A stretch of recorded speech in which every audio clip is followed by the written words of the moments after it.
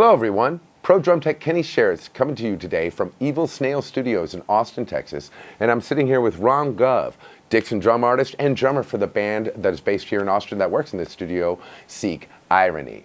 And Rom came to me recently and wanted to talk about some triggering for his drum set. Now, why did you want to have triggers into your system? Well, we're doing kind of electronica rock music, and I wanted to have the electronica sound with my playing and to feel organic while we have the triggers going, like the EDM sound with my performance. So you basically want to play your parts, am I correct? Exactly. All right, now this is something that I love because I do it a lot with my drummers on tour, making sure the show has the full impact of the record. So what I recommended for him was a couple of Pintech triggers. We have the Pintech Trigger Perfect Snare trigger. We also have down here a Trigger Perfect Kick trigger. These I recommend highly because they have attenuation pots that allows you to fine-tune your settings. Now, that was one of the joys about coming in today. Rom had done some initial settings inside the Roland unit, and while that's a great place to start, the Roland units that we're using, the SPDSX right here, has presets for multiple kinds of triggers. In this case, I said, let's go ahead and change what you're doing and start with one of the presets for the RT10S, which is where we started with this, because Roland, in their infinite wisdom, has a good set of starting curve settings for any trigger that would be clipped onto a drum. They have it for pads, they have it for a kick pad, a kick trigger. And so when you're using this unit and starting with the trigger, you want to go ahead and start with their presets, because that's a great place to start, to then fine tune it to your playing, especially using this lovely attenuation pot. Now here we are using a single trigger. This is Trigger Perfect is a single trigger unit, because when I'm doing pop music or rock music, I want one sound. I don't want multiple sounds mucking it up. I want to be able to just hear that snare. That's all that's coming down the channel, so when he plays, we can go ahead and mess with the sensitivity and make it really sweet. So we're using a single trigger monster cable, because if I don't build it myself, I use these to basically make it happen, because I can count on them. They're solid and they slink right out of your rig because they're thick and smooth. So it works. It's an easy cable to work with if you can't build them yourself. So let's take a look at some of the settings we use for this Trigger Perfect snare, this Trigger Perfect kick, and the Roland SPDSX.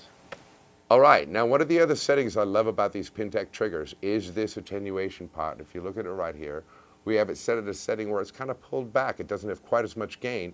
And for the way Rom plays, this is great. Why don't you play a little snare thing for me, Rom?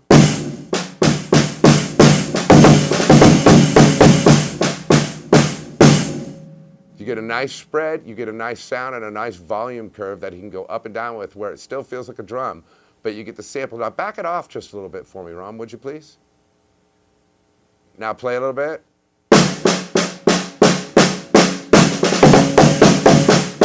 It's still there.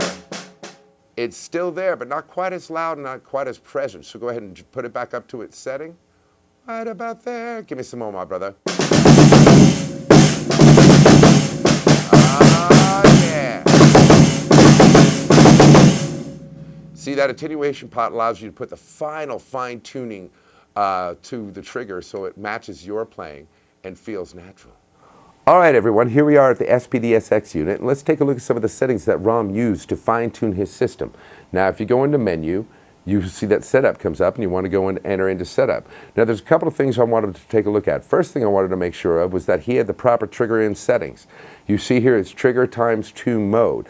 Now that's generally what I try to use to isolate one channel without too much sensitivity and without crosstalk of a trigger expecting another trigger signal, or should I say the unit expecting another trigger signal. We're using single zone triggering, just one trigger signal going in, so I like to split it, so I'm using one trigger channel.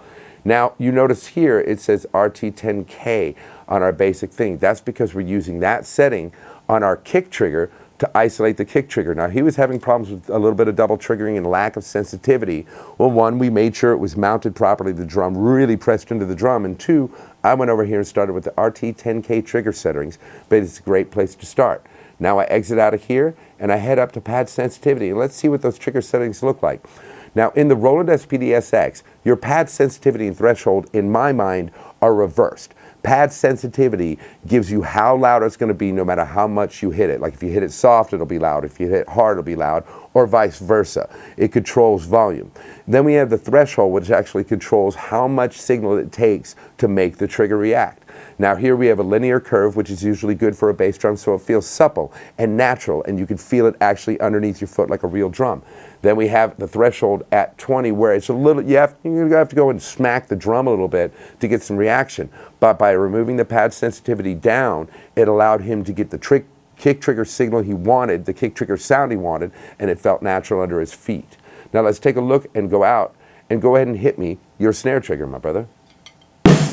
All right, now let's enter pad sensitivity again, and now we're on a totally inverted curve. Now our pad sensitivity is 22. Why? Because you want the snare trigger to not be too supple. You don't want it jumping in volumes, and for his playing style, this is the best place we could find between threshold, pad sensitivity, and velocity curve to really make it a supple curve for him.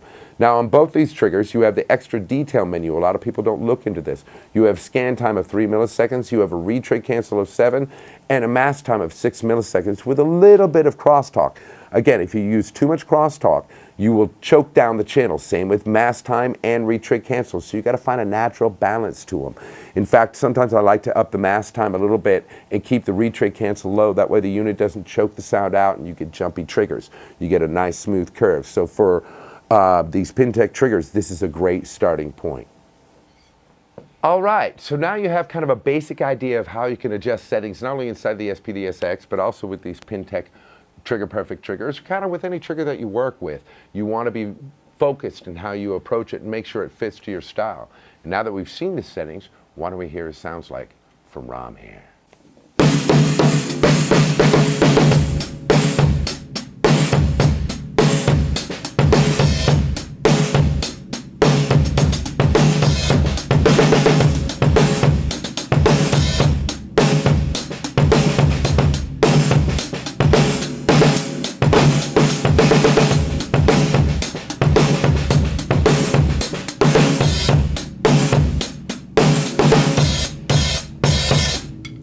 Oh yeah, baby. Fat, chunky, and tight. Just what you want out of your triggers.